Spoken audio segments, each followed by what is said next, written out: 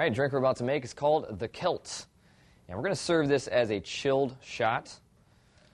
So go ahead and put some ice in a glass here and measure out 3 ounces of blueberry schnapps.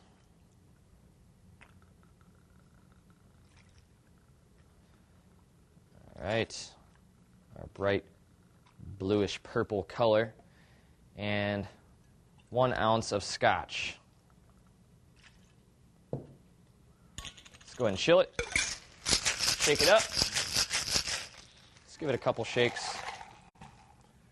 Grab a couple of shot glasses and strain it in.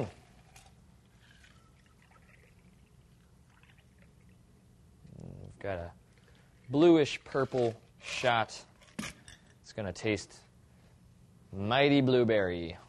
That's the Celt, and it's a really tasty, bottoms up.